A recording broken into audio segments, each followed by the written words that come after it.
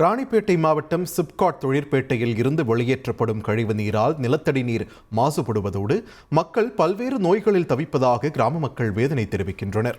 ராணிப்பேட்டை சிப்காட் தொழிற்பேட்டையில் செயல்படும் தோல் தொழிற்சாலைகள் 0% டிஸ்சார்ஜ் விதியை கடைபிடிக்க வேண்டும்.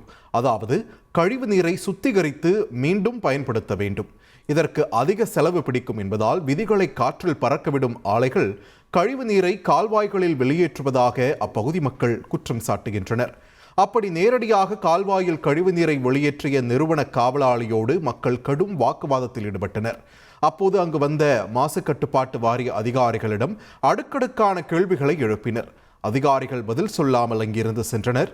இப்படி கழிவு நீரை வெளியேற்றுவதால் விவசாயம் பாதிக்கிறது, பல்வேறு நோய்கள் பரவுகிறது, மாடுகளுக்கு கூட நோய் வருகிறது என வேதனை தெரிவிக்கும் மக்கள் விதிகளை மீறும் ஆலைகள் மீது கடும் நடவடிக்கை எடுக்க கோரிக்கை விடுத்தனர். தொழில் தொடங்குறதுக்கும் ஒரு தைரியம் வேணும். தையல் தொழில் மூலமா மாசம் பல லட்சம் எப்படி சம்பாதிக்கிறதுன்னு நாங்க சொல்லிக் கொடுக்கிறோம். ஃப்ரீடம் ஆப்பை டவுன்லோட் பண்ணுங்க. மிகவும் மோசமாக நிலத்தடி நீரும் விவசாய நிலங்களும் பாதிக்கப்பட்டிருக்கிறது. பொதுமக்கள் சொல்லனாத நோய் நொடிகளால் பாதிக்கப்படுகிறார்கள். சொல்ல முடியாத சுவாச கோளாறு, மர்மமான முறையில் ஏற்படுகிற வியாதிகள் போன்றவற்றால் பாதிக்கப்படுகிறது.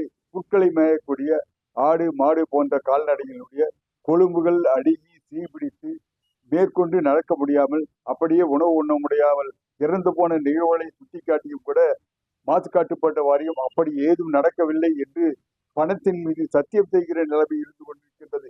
மாசு கட்டுப்பாட்டு வாரியம் உண்மையான முறையிலே நேர்மையான முறையிலே அணுகி அவற்றை தடுக்க வேண்டிய நடவடிக்கைகள் எடுக்கவில்லை.